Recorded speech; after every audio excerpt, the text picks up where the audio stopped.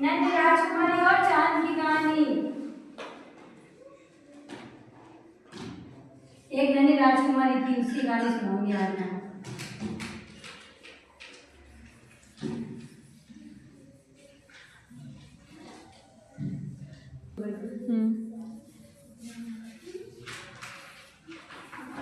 सबको कहानी सुनना है? आप नन्ही राजकुमारी और चांद की कहानी सुनी है कभी? कहानी सुनाओ सभी को। पहले सब हाथ बांध के बैठ जाओ, हाथ बांध के बैठ जाओ, काम बाद में कर लेना सब। एक समय की बात है, क्या है, पुराने समय की बात है। एक राजा था, सौरभ नाम, वो राज्य करता था। उसकी पत्नी की मृत्यु हो गई थी। उनकी एक पुत्री थी, क्या नाम था? कनक। उनकी पुत्री का क्या नाम था? कनक थी। वह रोज अपनी कमरे में ना खिड़की पास बैठकर सोचती थी। एक दिन उसने सोचा कि अगर मुझे चांद चाहिए, मुझे चांद से खेलना है। तो उसने अपने पिताजी को बुलाया और पिताजी को बोला, मुझे तो चांद चाहिए, मुझे तो चांद से खेलना है। तो पिताजी ने क्या जवाब दिया? ये चांद लाना बेटा, चांद लाना मुमकिन नहीं है। चांद लाएंगे तो अंधेरा छा जाएगा, रोशनी नहीं रहेगी। फिर भी राजकुमारी नहीं मानी। उसने क्या बोला? मुझे तो चांद चाहिए। वो जिद करने लगी।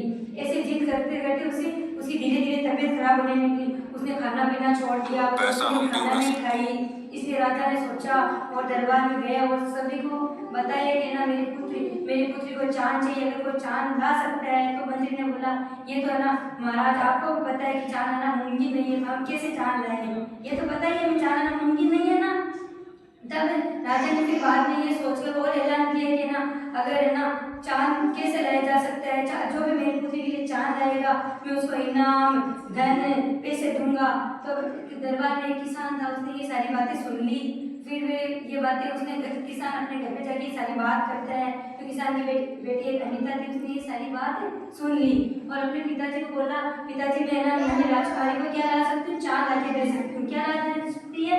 चांद।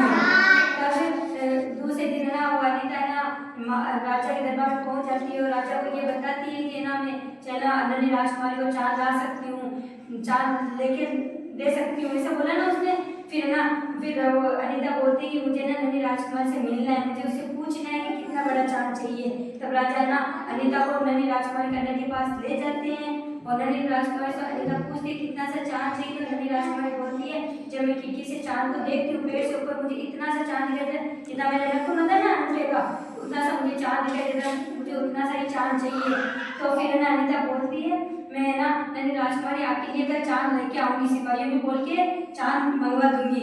तब नन्ही राजकुमारी थोड़ी खुश हो जाती है ना, उसको बोलते हैं। तब दूसरे दिन 3 दिन बाद में फिर से अनीता ने ना वो आती है दरबार में और राजा से ना राजा को अपना सारी बात बताती है, ये प्लान बताती है कि हम राजकुमारी को कैसे ना चांद दे सकते हैं। वो इतना सा छोटा सा चांद लाती है और राजकुमारी को देती है। तो राजकुमारी खुश हो जाती है। क्या हो जाती है? चांद को देखकर खुश हो जाती है और ना अनीता को राजकुमारी करना वो जो अनीता बोलती है मुझे तो सिर्फ यही चांद चाहिए था, ऐसे चमकीला चांद चाहिए, ऐसा बोलती है और वो खुश हो जाती है। जैसे ही अनीता दरबार में वापस आती है घर जाने के लिए, तो राजा बोलते हैं आज तो वो कनक है ना खुश हो गई। फिर है ना कल वो जब और शाम को चांद देखेगी तो वो जिद करने लगेगी, मुझे तो चांद चाहिए, मुझे फिर से चांद दिखेगा खिड़की खोलेगी तो। फिर ना वो अनीता थी ना किसान की बेटी, फिर उसने ये भी बोला कि मुझे ये भी पता है कि चांद राजकुमारी को कैसे बताना है कि चांद वापस कैसे आ गया। तो उसे वो समझ जाती है और उसके पास वापस जाती है और उससे क्या पूछती है कि ना जब आप फूल तोड़ के लाते हो तो वो फूल तोड़ के लाते हो वहाँ पे दूसरा फूल आता है या नहीं आता?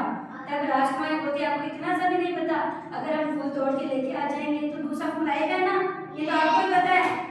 अगर हम फूल तोड़ेंगे तो वहाँ पे नया फूल आएगा ना। अनीता उसे राजकुमारी नन्ही बेटी से पूछती है कि ना अगर हम चांद को ना दौड़ लेके आ जाएंगे तो वापस चांद आएगा? तो राजकुमारी को तो ये पता है कि ना चांद आ जाएगा, चांद आएगा ना, हमने दूसरा आ जाएगा, दूसरा हो जाएगा। तो नन्ही राजकुमारी खुश हो जाती है और वो चांद से फिर से खेलने लग जाती है।